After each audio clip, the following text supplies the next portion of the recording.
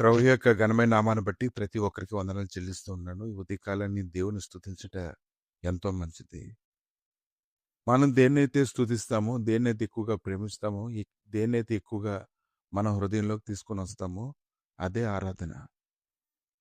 కనుక నువ్వు మనుషుల్ని హృదయంలోకి తెచ్చుకుంటే, లేకపోతే నీ పరిస్థితులను గాని నీ హృదయంలోకి తెచ్చుకుంటే, నీ దుఃఖదినములన్నిటిని గాని నీ హృదయంలోకి తెచ్చుకుంటే అదే ఆరాధన. దాంట్లోంచి ఏం పుడుతుంది? కీర్తన గ్రంథము 149 అధ్యాయము 3వ వచనం.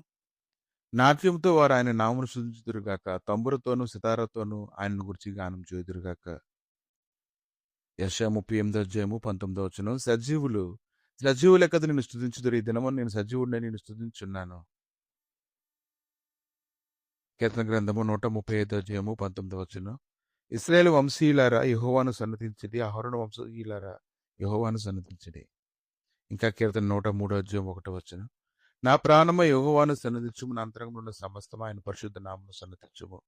దేవుడు నీ జీవితంలో ఒక కార్యం జరుగుతుందని ముందుగా తెలియపరిచినప్పుడు ఆ కార్యం జరగాలంటే ఎక్కువగా స్తుతించాలి.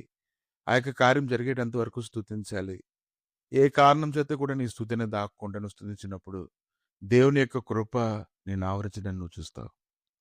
కనుక నీ జీవితంలో నీ ఎక్కువగా త్వరగా కార్యాలు జరగాలని నువ్వు కోరుకున్నట్లయితే మొట్టమొదటి నువ్వు తీసుకోవాల్సిన నిర్ణయం ఏంటంటే ఎల్లప్పుడూ ఆయన స్తుతించాలి.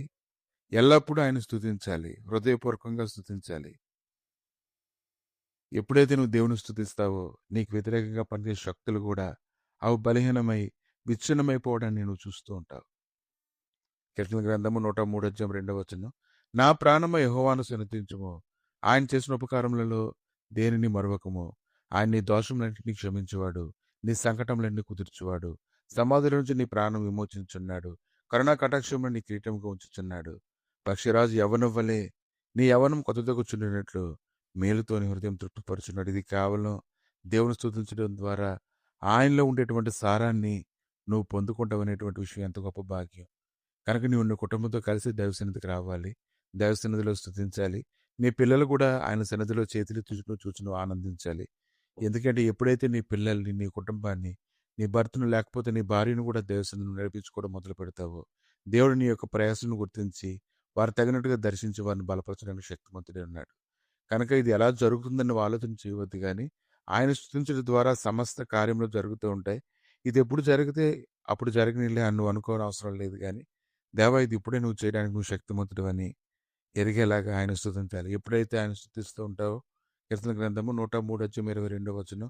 యెహోవా ఏలించుడు స్థలములన్నిటిలోనున్న ఆయన సర్వ కార్యములారా ఆయనను స్తుతించుడి. కనుక దేవుని నువ్వు కొనియాడాలి. సీయోను నీ దేవుని నువ్వు కొనియాడాలి. కనుక ఈ దినాన దేవుని నువ్వు మహింపరచడానికి ఎల్లవేళలా కూడా నువ్వు సిద్ధంగా ఉండాలి. అలా మహింపరచడం ద్వారా నువ్వు ఎన్నో గొప్ప కార్యాలు నువ్వు చూస్తావు. అది మాటల్లో అయితే చెప్పలేము. అది అనుభవంలో పొందినటువంటి వారు మాత్రమే పరవశిస్తారు.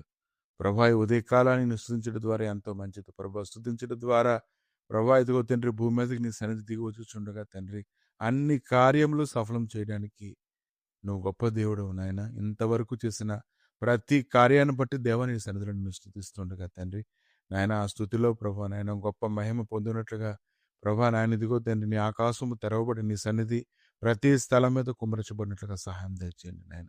నిన్ను స్తుతించగా తండ్రి నాయన ఎన్నో కార్యములు ఎంతో మంది భక్తులు అనుభవించారు. నేటికి ఎంతో మంది నిన్ను ఆశ్రయించి వారు స్తుతించినప్పుడు దిక్కుతోచలేని పరిస్థితుల్లో స్తుతించినప్పుడు తండ్రి ఎర్ర సముద్రాన్ని 2 పాయలుగా చీల్చినట్లుగా వారి సమస్యలన్నింటిలో నుంచి వారిని తప్పించి నడిపించావు దేవా.